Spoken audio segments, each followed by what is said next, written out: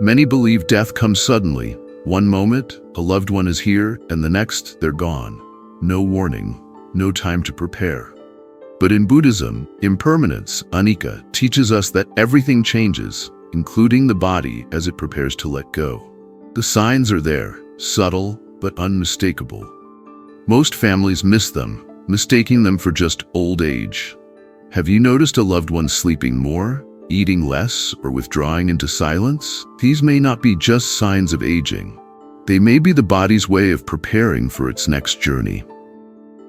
Welcome to Buddhist Wisdom for the Elderly. Today, we'll explore 7 overlooked signs of life's final transition.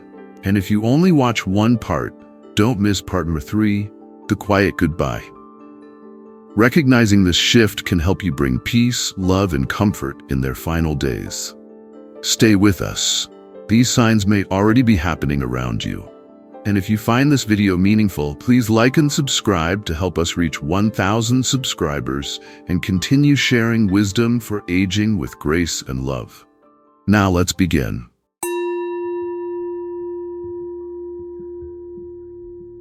1. When every step feels heavy. A sign of deep fatigue. There was a time when Mr. Henry woke before dawn, the cool morning air filling his lungs as he stepped outside to sweep the small stone path leading to his home. He had done this every morning for decades, his way of greeting the day, the rhythmic motion of the broom against the earth, the scent of fresh dew on the wind. These small moments brought him a quiet sense of purpose. But now, things were different. One morning, as he reached for the broom, his hands trembled slightly. The weight of it felt heavier than usual.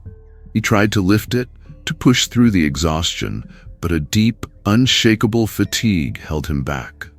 He sat down instead, watching the wind do the sweeping for him, carrying fallen leaves across the path in slow, graceful movements. It was then he understood.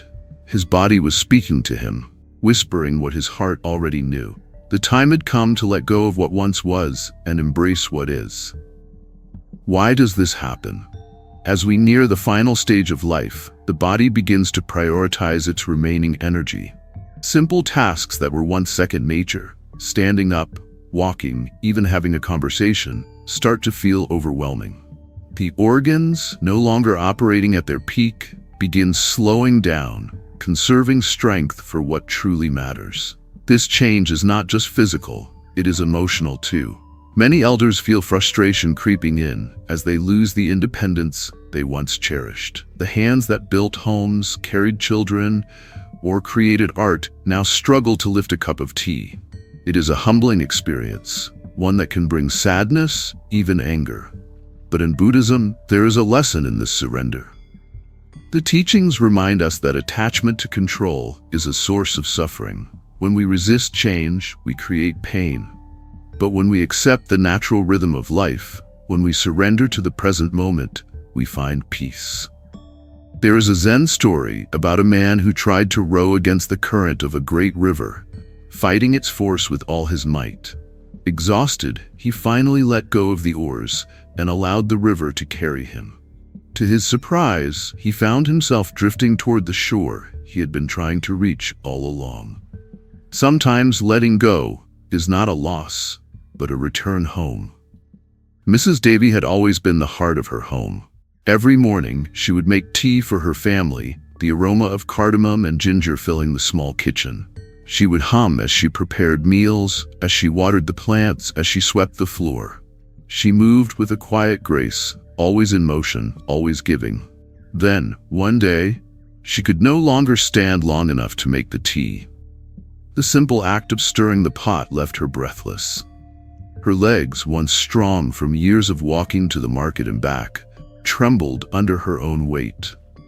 Her son, seeing her distress, tried to encourage her. "Maybe just a little walk, Amma, just to keep strong?" She shook her head. "I am not weak," she said, her voice gentle but firm. "I am simply learning to be still." So instead of urging her to do more, her family began sitting with her. They brought the tea to her chair, letting her enjoy its warmth in her hands. They read to her, shared stories with her, played soft music in the background.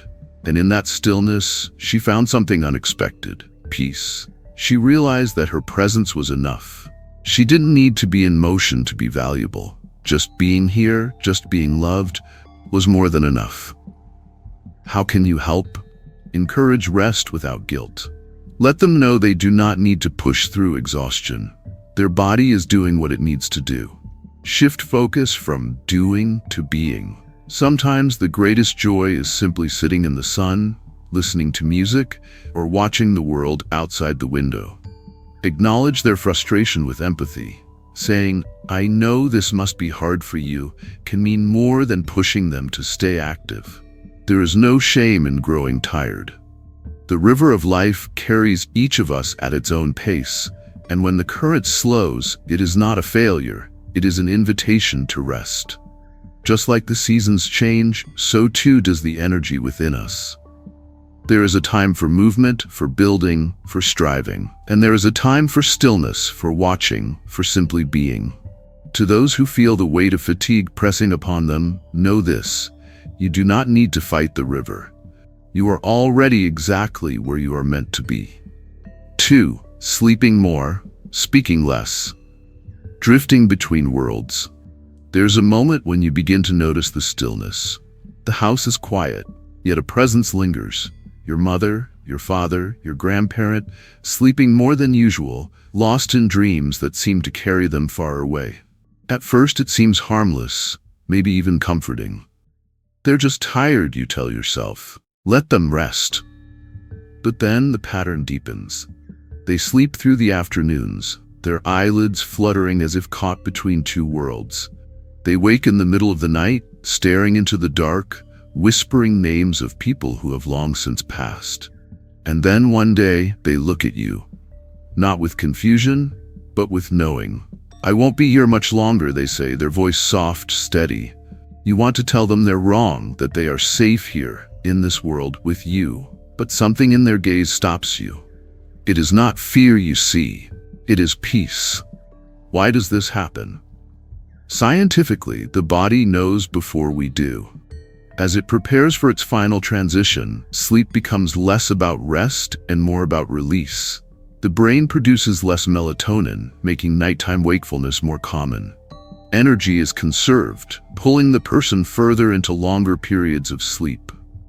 But beyond biology, there is something deeper happening, something we cannot measure with science alone. Many elderly individuals speak of vivid dreams. Dreams so real they feel like memories. Dreams of warm light, of past loves, of places that no longer exist. Some describe standing at the edge of a great field, waiting for someone to take their hand. Others see a familiar face smiling at them from across a river, calling them home. In Buddhist teachings, these are not just dreams. They are signs that the mind is beginning its gentle detachment from the physical world. In the final days, attachment to this life loosens, not in fear, but in preparation. The self dissolves like mist in the morning sun, returning to the flow of existence.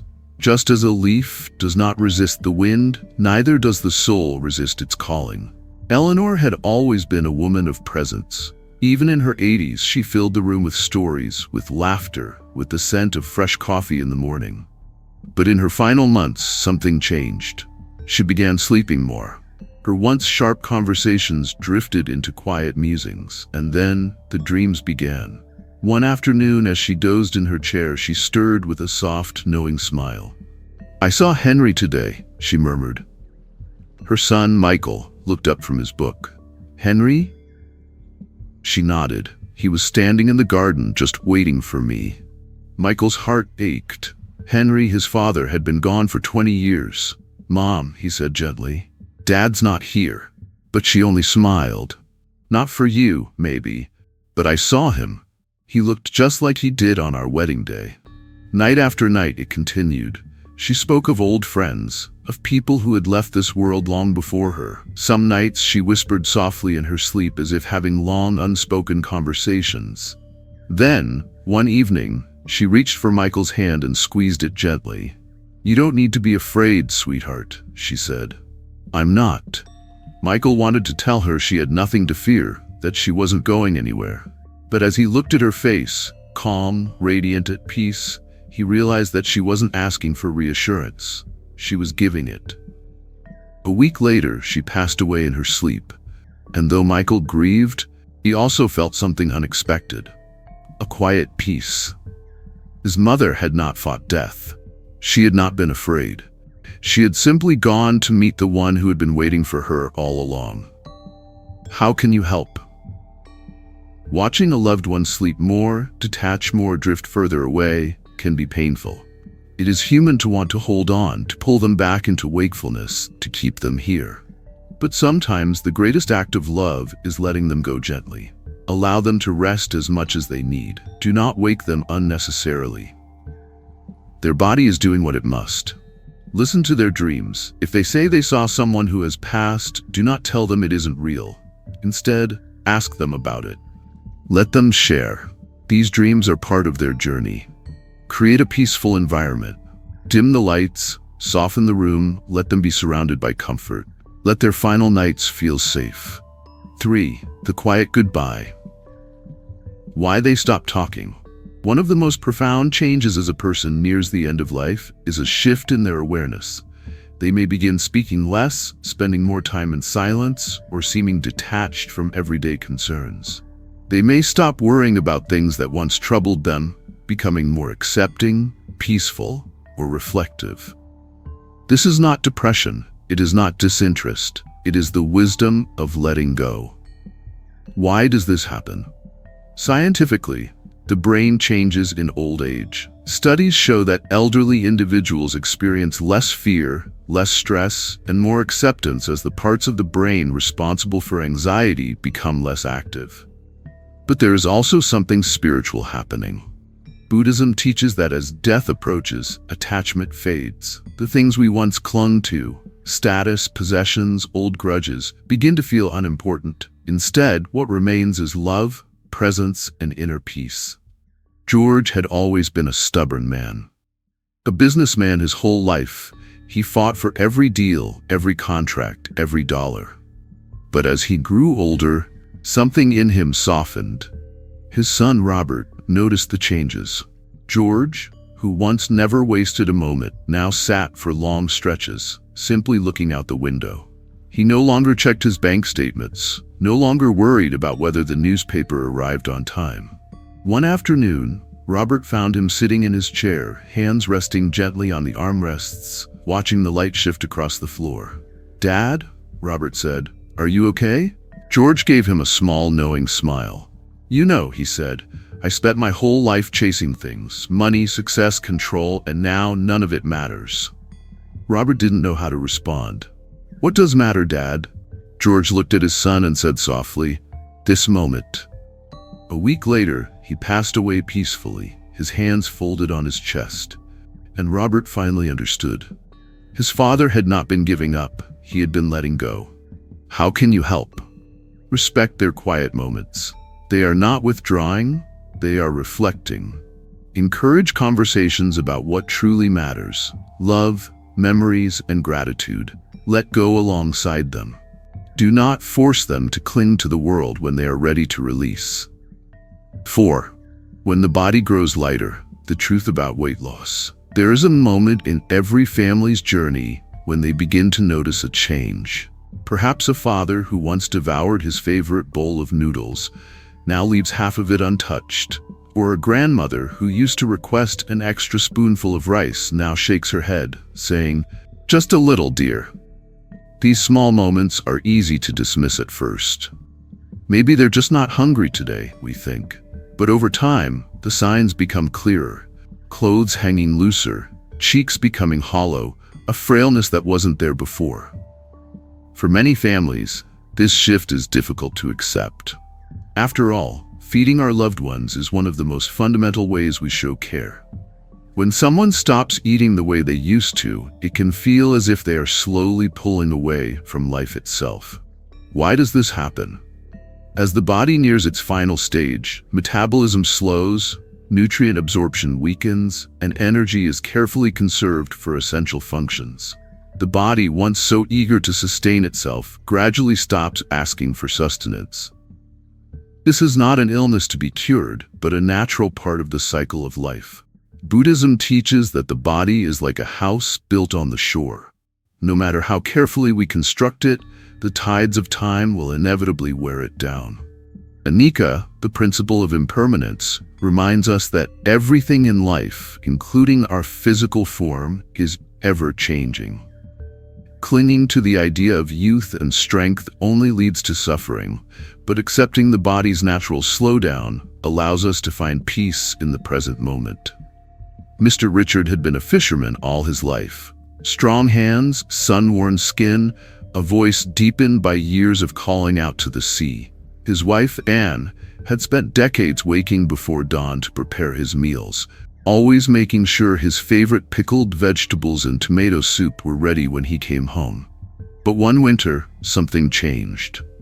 The bowls that used to come back empty now had untouched soup sticking to their sides. He started to shake his head when she placed extra fish on his plate. "You don't like my cooking anymore?" she teased one evening, forcing a smile as she placed a piece of grilled mackerel before him. He smiled softly, taking her hand. "It's not the food, Anne. My body is just not as hungry as it once was." At first, she didn't understand. She kept preparing the same portions, hoping he would regain his appetite. But each time, he ate less. Each time, she felt a quiet sadness settle in her heart. Then, one evening, she remembered a story her grandmother once told her, the story of a candle burning low. "A flame doesn't go out all at once," her grandmother had said. "It flickers, it softens, and then one day, it fades into the night. That is the way of all things." Anne realized that her husband was not rejecting her food, he was simply following the natural rhythm of life. So instead of insisting he eat more, she changed her approach. She made smaller portions, focusing on flavors that brought him joy. Broths that warmed him, soft fruits that melted on his tongue, and little cups of tea they could share in silence. She stopped worrying about making him eat and started cherishing the moments they had left. What can you do? Instead of pushing heavy meals, offer small portions of nourishing foods. The goal is no longer to build strength, but to provide comfort. Prepare meals with sentimental value. A favorite childhood dish, a simple soup from their youth. Food can be an emotional bridge to memories. Stay mindful of hydration. Even when appetite fades, small sips of water, broth, or tea can bring comfort. Weight loss in the final stage of life is not something to fear, but something to understand. The body is preparing for its next transition, much like a leaf that gently detaches from a branch when autumn arrives.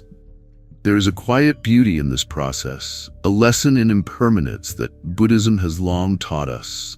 And just as a candle's final flickers are often the most beautiful, the last moments we spend with our loved ones, sharing stories, offering kindness, and simply being present are the most precious of all. 5. The body stops fighting. Why infections return. There is a moment in life when even the smallest wounds take longer to heal. A tiny scratch on the hand that once disappeared in a day now lingers for weeks. A simple cough refuses to leave, stretching into months. What was once a passing fever now drains the body for days. For many elders, this change is deeply frustrating. "I used to recover so quickly," they say, remembering the days when their body was strong, when illness was merely an inconvenience rather than a warning sign. There is sadness in realizing that the body, which has carried them through so many years, is now struggling to keep up. And yet, in this struggle, there is also wisdom. Why does this happen? As we age, the immune system weakens. The body, once so efficient in fighting infections, starts losing its ability to respond as quickly. Circulation slows, which means that cuts, bruises, and wounds heal at a slower pace. Pneumonia, urinary tract infections, or even small colds become more serious, lingering longer than they once did. This process is natural. It is not a failure of the body, but rather a sign that it is preparing for the next stage of life. Just as autumn leaves fall from the trees, so too does the body begin its gentle process of letting go. Buddhism teaches us about dukkha, suffering as an inevitable part of life. Yet, suffering is not meant to be fought against with resistance or fear. Instead, we are asked to face it with compassion, to acknowledge pain without being consumed by it. There is a famous Buddhist story about a woman who approached the Buddha, weeping over the death of her child. She begged him to bring her son back to life. The Buddha told her, "Bring me a mustard seed from a house that has never known loss, and I will help you." The woman searched from home to home, only to find that every family had experienced their own suffering. Lost parents, lost children, lost friends. In her grief, she realized that suffering is something all of us must face. She was not alone. Just as we cannot stop the cycle of life, we cannot force the body to heal the way it once did.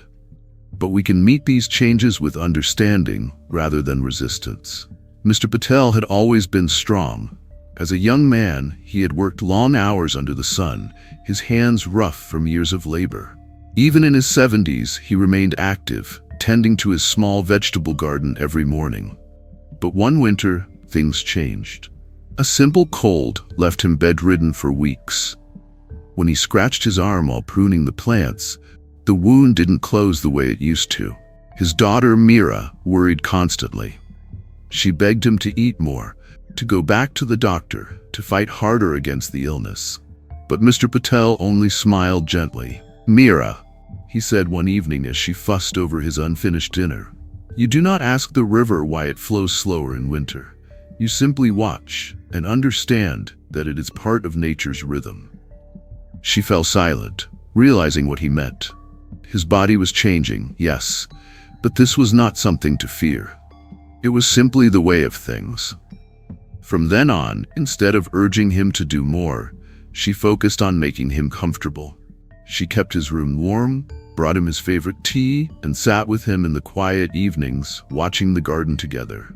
She no longer saw his slower healing as something to fight, but as something to care for, with love, with patience, with presence. How can you help? Prioritize comfort over aggressive treatment. Sometimes pushing for more medications or hospital stays causes more distress than relief.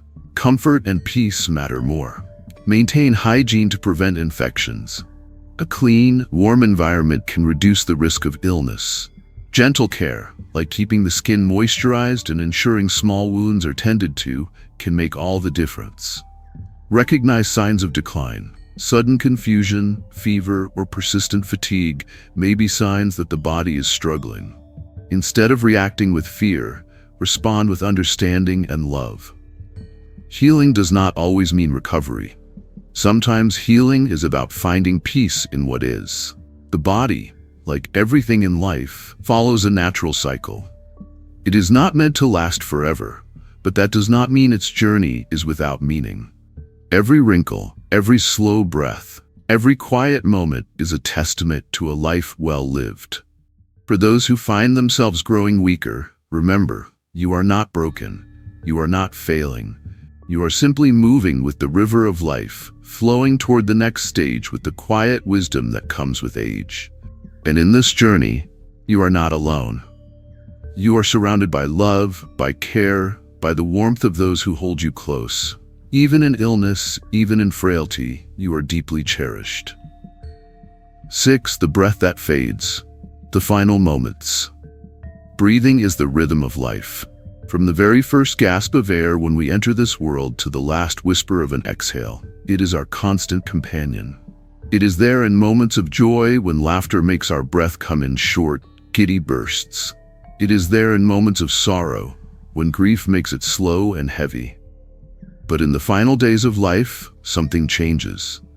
The once steady rhythm becomes unpredictable. Breaths become shallow, pauses stretch longer, and loved ones sit by, watching, waiting, holding on to every inhale as if it might be the last. It is a moment that fills the heart with sorrow, but also with profound reverence.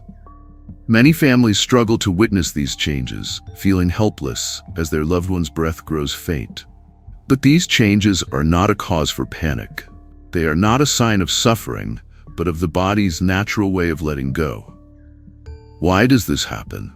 As the body begins its transition, circulation slows. The heart, after years of steady work, begins to ease its pace. Blood flow prioritizes the most vital organs, leaving hands and feet cold. The lungs, no longer needing to sustain the body for much longer, begin to slow their rhythm. Some experience what is known as Cheyne-Stokes breathing, a pattern where breaths become deeper, then shallow, then pause before the cycle repeats. For those watching, these pauses can feel unbearable, as if life is hanging on by the thinnest of threads. But this is not a struggle. It is simply the body's way of preparing for what comes next. In Buddhism, breath is the bridge between life and death. It is said that our final exhale is not an end, but a return. Just as a wave retreats back into the ocean, just as a candle's smoke rises into the air, so too does the breath return to where it began. There is a Zen saying, "A leaf does not resist the wind, it dances with it." And so, in these final moments, we must learn to let go with love rather than cling with fear. Mary sat by her father's bedside, listening to his breathing. The rhythmic sound that had once been so steady, so strong, was now soft and uneven. Her father, Richard, had been a man of great presence, a man who filled a room with his deep voice, his hearty laugh, his unwavering strength. Even in his old age, he had remained sharp, telling stories of his youth, of the days when he and Mary's mother danced in their kitchen, of the long road trips they had taken, of the times he had carried her on his shoulders, making her feel as though she could touch the sky. But now there were no more stories, no more laughter, only the faint rise and fall of his chest, the long pauses between breaths. Mary felt a lump in her throat. She wanted to shake him awake, to tell him one more joke, to beg him not to leave. But then she remembered something he had once told her. "When my time comes," he had said, "don't cry because I'm going. Just sit with me, all right? Just be here." So she did. She took his hand, feeling the warmth that still lingered in his fingertips. "I'm here, Dad," she whispered. She didn't try to wake him. She didn't fill the room with noise. She simply sat, breathing with him, matching his slow inhales, his soft exhales.